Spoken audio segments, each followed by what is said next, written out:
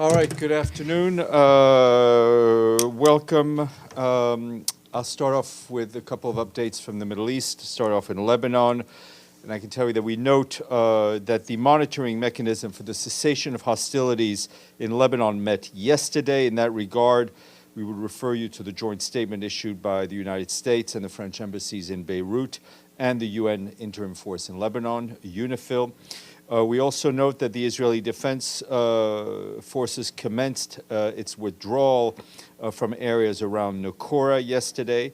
The IDF is still present elsewhere in UNIFIL area of operations, but the preparations for this phased withdrawal in parallel with the increased deployment of the Lebanese Armed Forces to southern Lebanon is continuing. Yesterday and today, UNIFIL supported the redeployment of the Lebanese forces to positions in Naqoura and Alma al-Sha'b after Israeli forces withdrew. The UN peacekeepers in southern Lebanon continue to liaise and coordinate with both parties in an effort to deconflict and support the full implementation of Security Council Resolution 1701. On the humanitarian front, we and our partners are continuing today extended the flash appeal, which had been launched on October 1st of last year, to a further 3 months, covering the period from January to March of this year, 2025.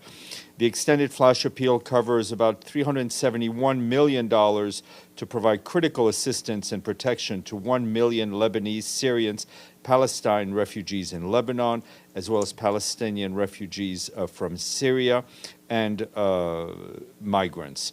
More than 1 month since the cessation of hostilities, humanitarian needs in Lebanon remain pressing, while over 880,000 displaced people by the conflict have started to return to their homes. Many find their actual homes, as well as infrastructure and essential services, either damaged or destroyed from the conflict.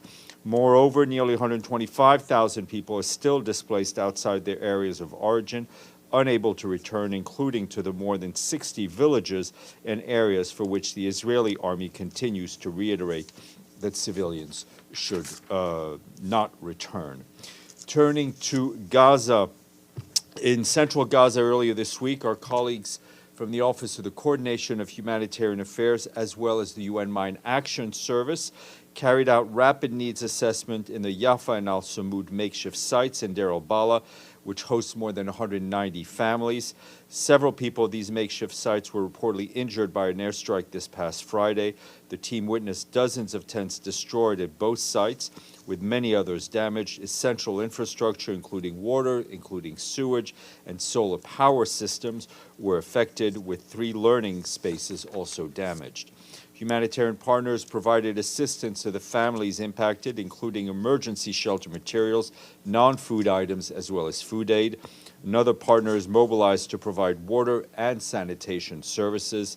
As hostilities continue across Gaza, we stress again that civilians must be protected at all times and that essential needs for their survival must be met. And also to note that in a statement he issued yesterday, our Undersecretary General for Humanitarian Affairs, Tom Fletcher, said that warned that our humanitarian efforts in Gaza, which are already struggling, face mounting obstacles. He said that despite the determination to deliver food, water, and medicine to survivors in Gaza, our efforts to save lives are at a breaking point. He noted that there is no meaningful civil order in Gaza Strip and that Israeli forces are unable or unwilling to ensure the safety of our convoys. And turning to Syria, our humanitarian colleagues tell us that access for humanitarian goods and personnel remains a challenge in parts of northeast Syria. The internal crossing connecting Manbij to areas east of the Euphrates River, including Araka, remain closed, preventing the movement of goods and the movements of people, including aid workers. In other areas in the northeast, access has not been disrupted. For instance, humanitarian shipment from Damascus to Kashmili city in al-Hasake Governorate are ongoing. Several UN agencies also receive supplies through the Tapaka crossing point in Araka Governorate. Despite the challenges, we and our partners continue to provide assistance as security and logistical conditions permit. Over 2.5 million people across the country, including people in camps, collective centers, and host communities, have received bread between the 27th of November and the 6th of January. Over 300,000 people received other food assistance, including ready-to-eat rations, hot meals, and food baskets. OCHA says that in the northwest of Syria, our partners are continuing to support farmers and breeders with agricultural inputs such as fertilizer, as well as startup grants to help small and medium enterprises. Without additional support, humanitarian partners warn that wheat and barley production in 2025 will be severely impacted in a country where 15 million people are already food insecure. And our Deputy Secretary General, Amina Mohammed, as we told you, is traveling. She is in Ghana today, in Accra, in the capital city, where she attended the presidential inauguration of John Dramani Mahama on behalf of the Secretary General. Later today, she will travel to Nigeria, where she's set to meet with senior government officials, as well as the leadership of the Economic Community of West African States, better known as ECOWAS. That was a question.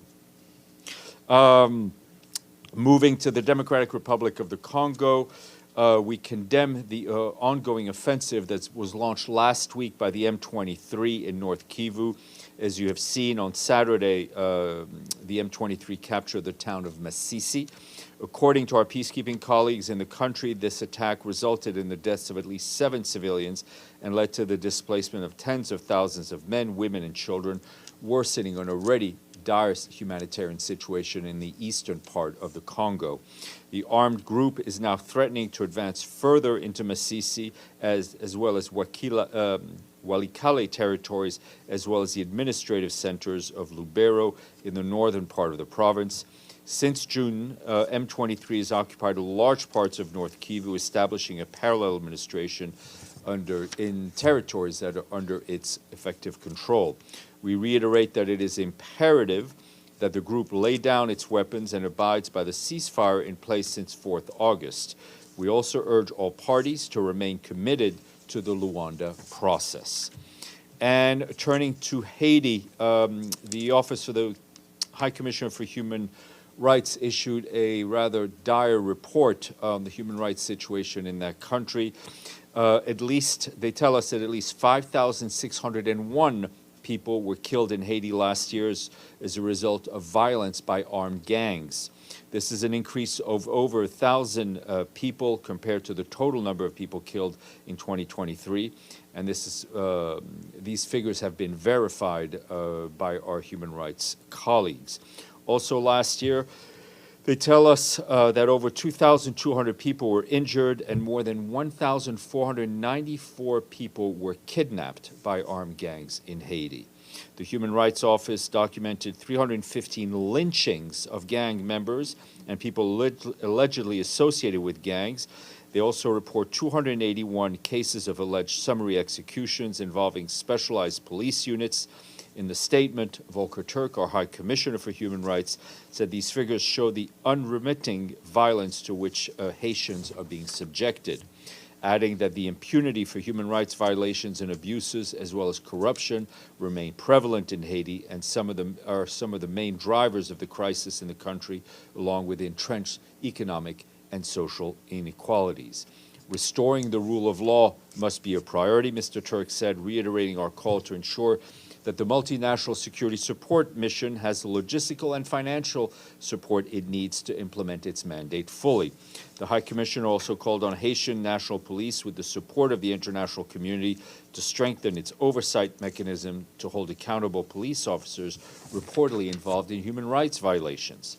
And from Ukraine, the Office of the Coordination of Humanitarian Affairs tell us that, according to authorities and partners, hostilities in the first week of January resulted in hundreds of casualties, including children. Our humanitarian colleagues tell us that over the past 3 days, homes, gas facilities, electricity infrastructure have been damaged in several frontline regions, exposing civilians to heightened health risks as temperatures drop below zero in some parts of Ukraine. In Kherson region alone, which is in the south of Ukraine, more than 60 residential buildings were damaged. The ongoing hostilities have also forced new displacements of people. Since the beginning of this year, at least 1,600 people, including children, have fled frontline areas, primarily in Donetsk and Kharkiv regions, and that's what local authorities are telling us. Despite access in some frontline areas due to intense fighting, despite limited access in frontline areas due to fighting, aid workers continue to deliver emergency supplies and provide first aid and offer psychological support to civilians impacted by the fighting. Basta. Yes, sir.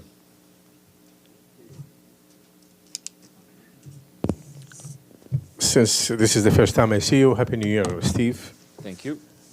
I have 4 tiny questions. 4 tiny questions. Tiny, All right. very I will Some of them decide yes on the or no. size of the questions. Go ahead.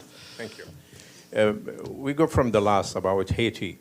Does the UN force, which started to deploy, I think, this week, have the right to shoot? This is question number 1. Well, as you know, it's not a United Nations force. It is it is a multinational support force that operates under a mandate of the Security Council. It is not under the command, operational or otherwise, of the UN. It obviously, we would expect its forces to respect international law, human rights law. But in terms of questions on their operations, I would ask you to ask them, and it's not for me to answer. Your second question. Yeah. Who are them? You said them. I asked them. Well, the Kenyans are in the lead. There's a spokesperson. You should ask. It's not a UN force, so I cannot speak for them. Okay. On the ceasefire negotiation in Doha between Israel and Hamas, how are you informed about the result? We are in touch. We are in touch and with some of the people in Doha and being kept abreast. Those people, United Nations people or government officials? What do you mean? You said we are in touch. Well, the United Nations, are in touch with the people who are involved in the mediation. Okay, sir. 2 more. Do you know how many children, prisoners in Israeli jail, Palestinian prisoners? I don't have that number in front of me, but you should ask our human rights colleagues who would have it. And the last one, does the UN have any volunteers, UN volunteers in Gaza or West Bank, including Jerusalem? What do you mean, people working UNV. UNV? It's a good question. I can check for you. Deji. Yes, first, there's a tragic earthquake that happened early this morning in Tibet, China. What does the Secretary General have to say on this tragic event? Well, I expect a formal statement to be issued, but I can already tell you, of course, that the Secretary General was terribly saddened to learn of the devastating earthquake and the loss of life it caused, the damage that it caused in Tibet, in China. He wishes a speedy recovery to all those injured, and of course expresses sincere condolences with the families of those people who were killed. We are closely monitoring the situation and stand ready to provide support if so requested. Okay, several other questions. I'm sorry. No, not more than 4, though. No, not about some other topics. That's the top limit, yeah. It's been reported by Israeli media that Israeli government has rejected the proposed appointment of the former foreign minister of Finland to be the next UN special coordinator for Middle East peace process. Can you confirm that report? What I will tell you is that it's a known fact that we've said it, that the previous special coordinator, Mr. Tor Vennesland, his mandate has ended. We are recruiting a new special coordinator, and as you know, we never talk about rumors of impending or non-impending appointments. So you'll just have to bear with us until we're ready to announce. In the meantime, of course, our colleague Mohanad Hadi is the acting special coordinator and very much active on all the files of the office. And today, the Israeli ambassador Denis Denoon, said that they have a report by UN Watch saying that UNRWA and Hamas has a very close ties, and he said it can no longer be denied that all that remains of UNRWA is its name. The state of Israel will not cooperate with humanitarian organizations that are run by terrorist organizations. Do you have any response? I don't, we're not going to respond to yet another report from human rights, from UN Watch. I think UNRWA has been extremely transparent, as we have, in our efforts to deal with the reports of a very few number of UNRWA staff members who may have been involved in terror activities. We've been cooperating, but we also appreciate information being given to us directly instead of done through the media. In the meantime, our UNRWA colleagues are continuing their tremendously courageous work of operating in Gaza, operating in the West, in the occupied West Bank as well, in an effort to help provide the basic, not only humanitarian, but socioeconomic, educational, medical services that they are mandated to provide, mandated by the General Assembly of the United Nations. Let me just go back very quickly on the UN Special Coordinator. Can you confirm that Pekka Haavisto is the only option so far, or do you have more candidates? How would this work? How this works? Yeah. There's a job opening. We recruit. Yeah. Once someone But is he the only candidate? once somebody is confirmed, we will announce it. We do not discuss who is on the short list, who may be on the short list, who may not be on the short list. Names are floating about. That's the way it goes, and I'm sorry for you, Deji. Okay. How to apply? Sorry, when? Excuse me? You need. Bisan. Yeah, Bisan, go ahead. President-elect Trump just said in a press conference that all hell will break out in the Middle East if the hostages are not handed over before he becomes president in almost 20 days. So, do you have any comment on that? One administration at a time. Our position has been very clear, is that we call for the immediate and unconditional of all the hostages that continue to be detained in horrific, and what we can only imagine to be horrific conditions in Gaza. Hold on, your microphone's not on. Yeah, go The ahead. U.S. Congress is preparing to vote again on the ICC sanctions, and it will probably pass given the new Congress configuration. Any comment and any preparations in anticipation of that? Well, as you know, the International Criminal Court operates separately from the Secretariat. That being said, the Secretary General's office says he respects the work of the International Criminal Court, which is an important pillar in international justice and international accountability. Serife, please. Stéphane, I only have one question, but it is... Oh, please. Yeah, I'm but sure I you can do- think of three more. Yeah. I do need to point out a few things, so I hope you can bear with me. I don't know if you've seen the interview of Moran Gaz, the former lead prosecutor in Israel's Southern District Prosecutor's Office, and also she was a member of Team 710. She disclosed that no allegations of rape or sexual assault have been fired from the 7 October attacks. She also added that they approached women's rights organizations, they asked for cooperation, and these organizations also told Gaz that no one had approached them. So, if you remember, Pramila Patten, UN Secretary General's Special Representative on Sexual Violence and Conflict on March 2024, she concluded that there are reasonable grounds to believe that conflict-related sexual violence, including rape and gang rape, occurred across multiple locations of Israel and the Gaza periphery during the 7 October attacks. What is the question? The question is this. Following this report, there was great concern that her findings may legitimize further violence.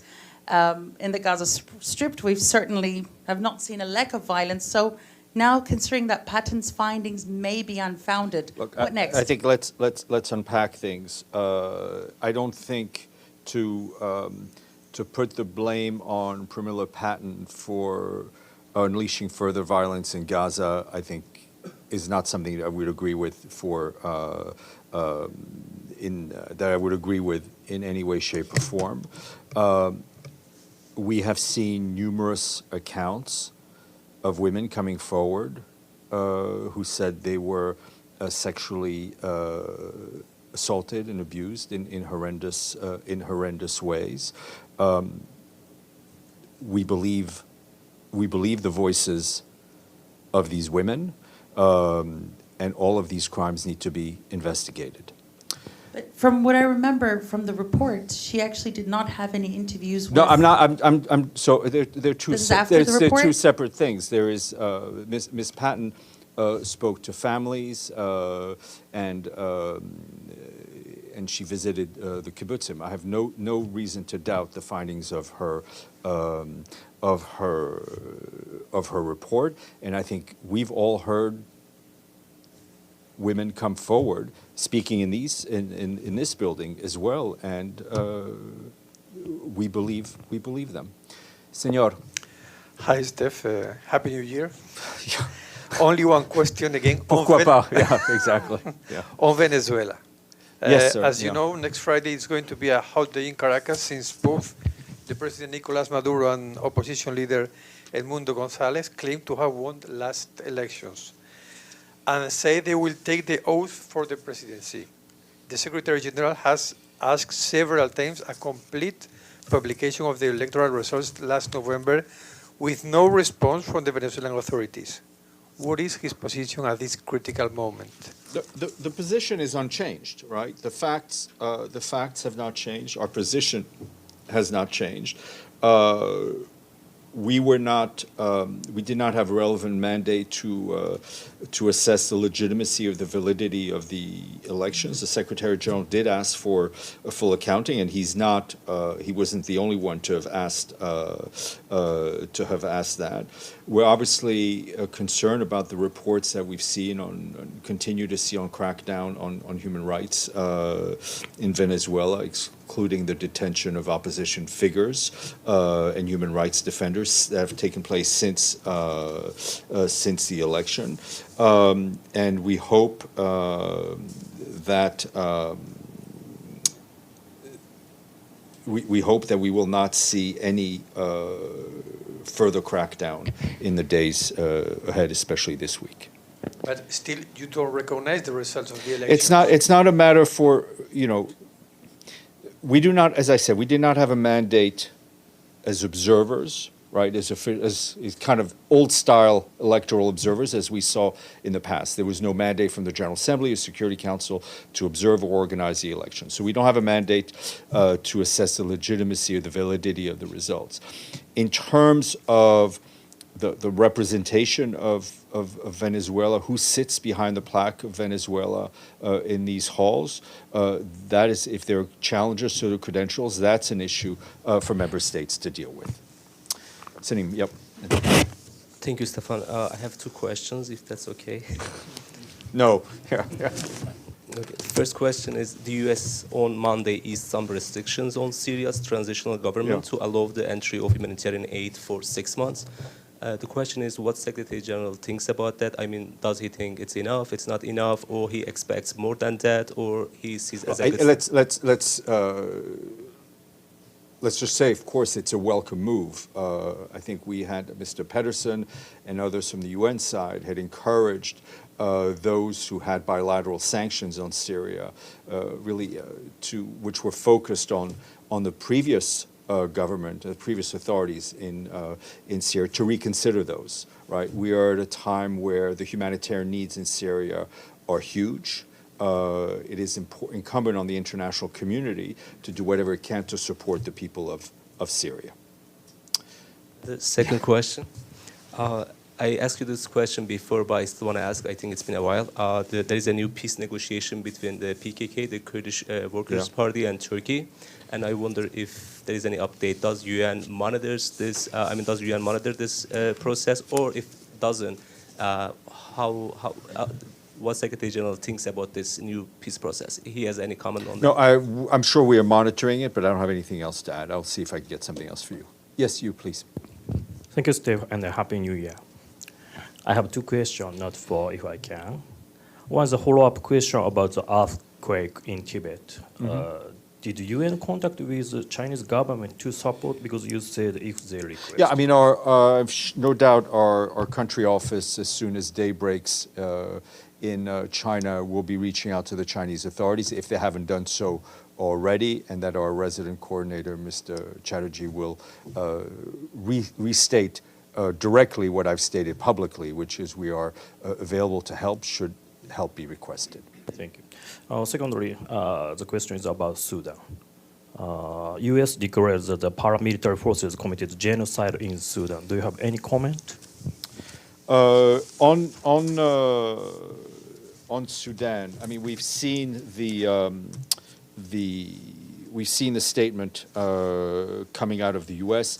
Our position on the issue of genocide, whether it's in this context or others where it's been raised, remains the same. That for the Secretary General to declare something, it's not within his remit to declare something a genocide. It has to be done by competent legal authority.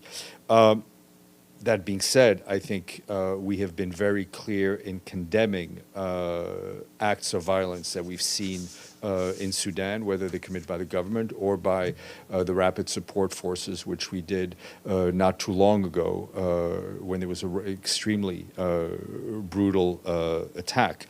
It is important that the international community collectively do whatever it can in a coordinated manner to pressure both Sudanese parties to stop this conflict, right?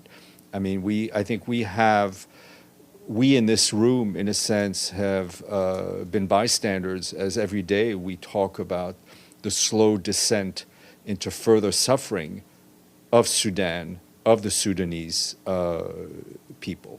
And the Secretary General has been very clear in calling on both leaders to put the interests of their own people before themselves. Ibtisam. Thank you, Steph. A quick follow-up on Sudan.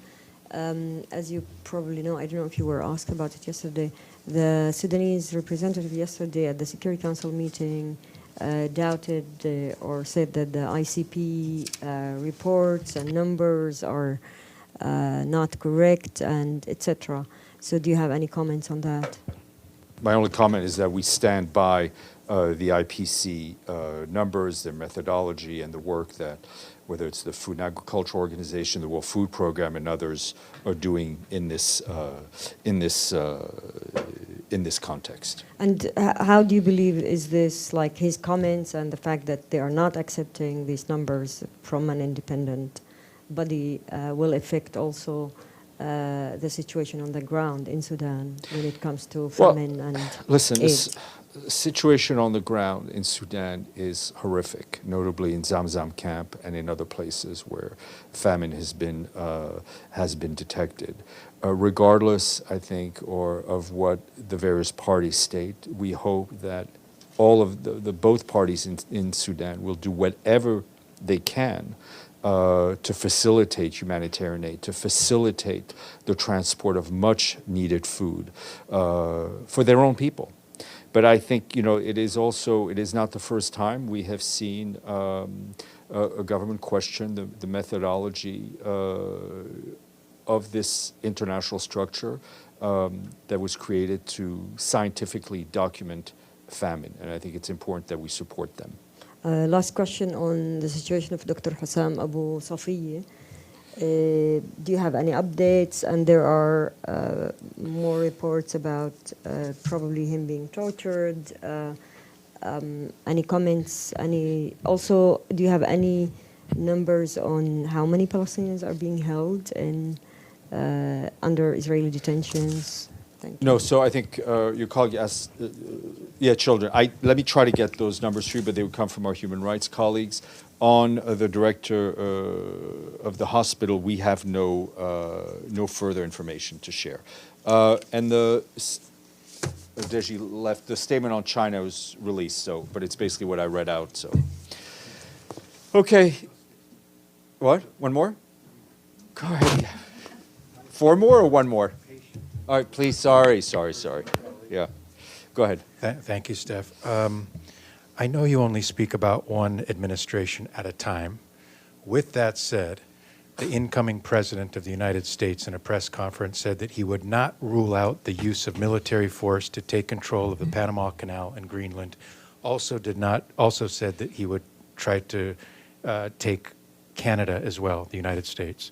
My question is, how do comments like this fall in line with the Charter of the United Nations, knowing that comments like this by an incoming president of the United States, these comments and potential actions could have direct ramifications on the work of this organization? The Charter is very clear in the need for every member state to respect the territorial integrity of other states. And I think when that has not happened, we have been very vocal about it. And I will repeat that we are dealing with one United States administration at a time. And one, if I may. You may. No, 1 more. 2 more weeks. Yeah. I just want to follow up on Tom Fletcher's statement that he released that you mentioned. Mm-hmm. It was a carefully worded statement, but he said that incidents such as attacks on UN humanitarian workers are part of a dangerous pattern of sabotage and deliberate disruption. Does the Secretary General, has he reached the point where he thinks Israel is intentionally allowing aid convoys to be attacked and or looted? I think what we have seen, whether it was, I think, yesterday, the day before the attack on the WFP convoy, there was another attack on January 3rd on clearly marked UN vehicles, right? And I think we can all agree that the UN logo is one of the most recognizable logos in the world, right?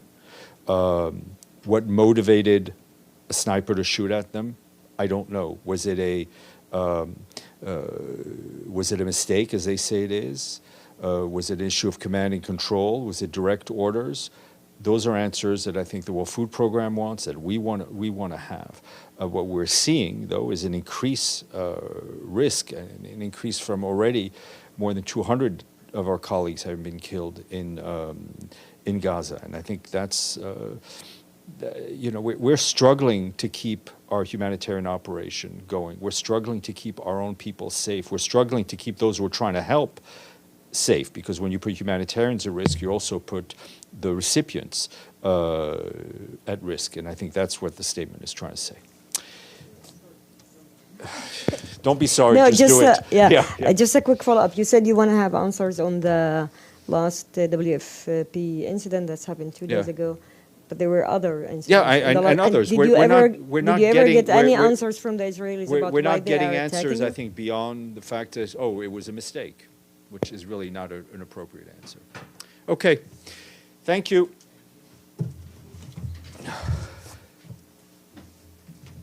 See you tomorrow.